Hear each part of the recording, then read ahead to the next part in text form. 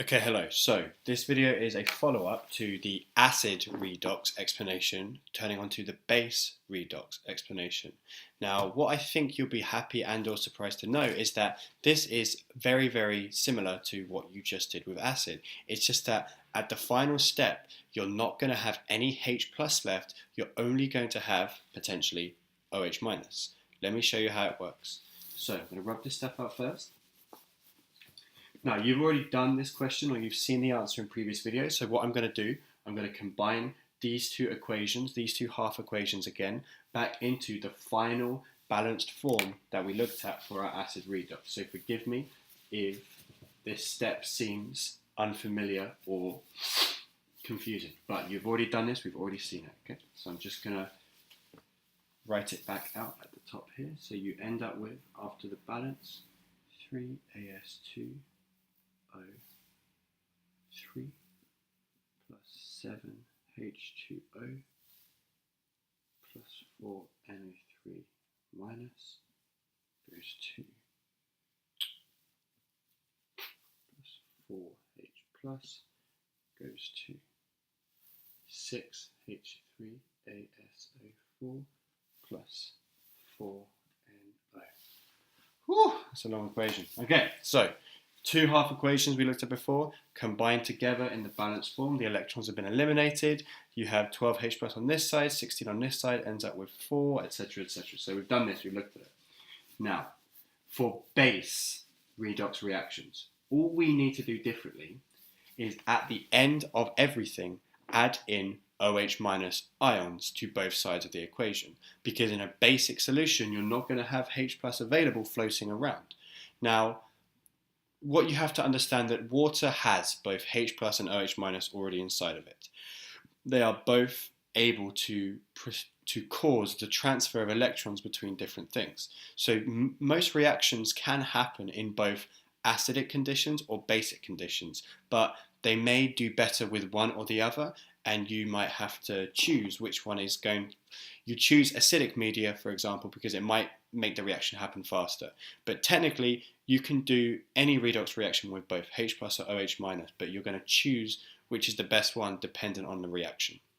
You at AP level are not going to have to know or predict what is better to use, OH minus or H plus. You just have to know that it can be done, and that in order to balance a redox reaction with basic conditions, you still follow all of these steps, but then number 6, add OH minus ions at the end. So let me show you how that works. So let me rephrase that. Add OH minus ions at the end if you need to get rid of H plus. So if you've balanced your redox reaction in basic conditions and you end up with H plus, you are going to have to add OH minus. Let me show you how that works. Because you have 4H plus on this side, you know that to both sides of the reaction, to neutralize all of that H plus, you are going to have to add 4OH minus. Now when you add 4OH minus to this side and you add 4OH minus to this side, what you're going to find is that these two are going to combine to form 4H2O, and these are going to stay as 4OH minus. So we can rewrite our final equation for the balancing of a redox reaction under basic conditions as 3As2O3, add 7 and 4 water, so 11H2O, add 4NO3 minus, this is my, forgive me, this is this arrow here, going to 6H3ASO4 plus 4NO plus 4OH minus. Done. That's a basic redox reaction balance for you.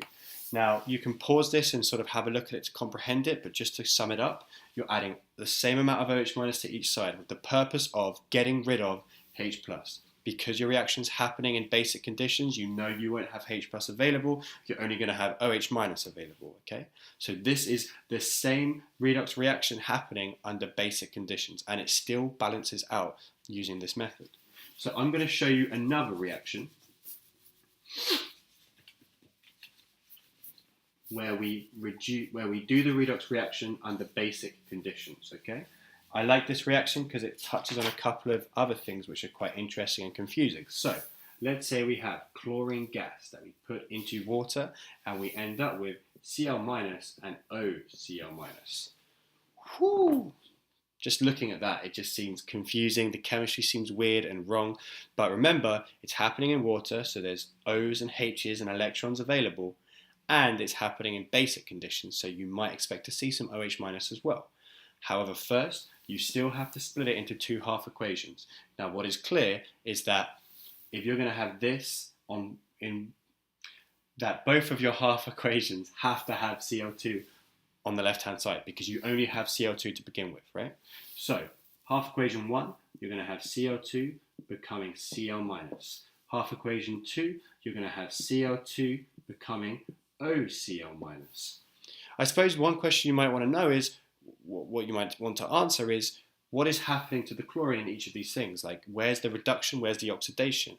Now, chlorine is an element, so here, the oxidation number of both chlorines is just 0. I'm going to pause after my questions sometimes to give you the time to try and come up with the answer yourself. Yeah, anyway, this Cl is a single atomic anion of -1. Therefore, its oxidation number must be -1. Now here we have an oxygen, which we know is -2. The overall charge on our anion is -1. Therefore, for the Cl to add to -2 to get -1, our Cl's oxidation number must be... Boom! And just like that, I changed my clothes on my board. So, there were problems with the last video, so I'm just going to finish it here and now, today.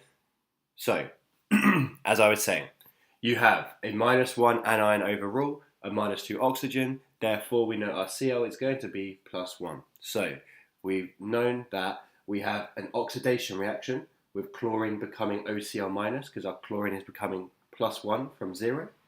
And we have a reduction because we have chlorine 0 becoming chloride -1. So, first, let's balance our reduction reaction. Balance everything that isn't H or O first. Cl2 becoming Cl-. We know we have 2 of these.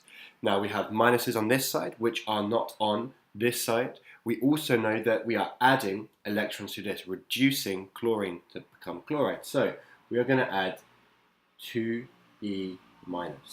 1 for each of the charges that we have here. 2 minus, 2 minus, and we are done. Okay, reaction down here. Cl2 becoming OCl-. Well, for Cl2 to become OCl-, we're going to have at least 1 water here. So we have 1 water, 2 chlorines. I think we're going to need 2 here. We now have 2 oxygens, so we're going to put 2 up here. Therefore, we're going to need 4 H+ on this side. And then in order to get rid of the negatives, so -1, 4 H+, we're going to need 3 electrons down here. So this is our balanced equation right now. We have Cl2, 2H2O, neutral on this side, 2 OCl- plus 4 H+ plus 3, I made that mistake again, 2E-. So 2 times -1 is 2-, plus 4 H+ is 2+, so we need 2 electrons to finish balancing it out. Now, as you can see, we have 2E- here and 2E- here, which means that it's quite easy to combine the two half equations, which is our step down here, combine the half equations, in order to get our balanced redox reaction. So, let's rub this stuff out without further ado, or shall I? In fact, I'm going to rub this one out and then put them together as is at the top. So, Cl2 plus 2E- plus 2H2O plus Cl2 goes to 2Cl- plus 2OCl- plus 4H+ plus 2E-. Okay, so right now I've just dumped everything in both half equations up to the top here. I'm going to rub these out now. I've done this just so you can see what parts are going to be eliminated and therefore what our final reaction is going to look like. So, as a result, we have 2E- here and 2E- over here. Let's get rid of them. We have Cl2 and Cl2 together, so we're going to make that 2Cl2. 2 water, 2Cl-, 2 OCl-, and 4H+. So that seems to be okay. So 2Cl2 plus 2H2O goes to 2Cl- plus 2 OCl- plus 4H+. Sorry that's quite messy, but you can see we're just getting rid of the electrons and going down to here. However, as you remember, this is a basic reaction. Although this chemical reaction balances perfectly right now, this is your redox reaction if it occurred under acidic conditions, but it didn't. It occurred under basic conditions, and basic means OH-. So, as a result, we need to get rid of these H+, they're not going to be there.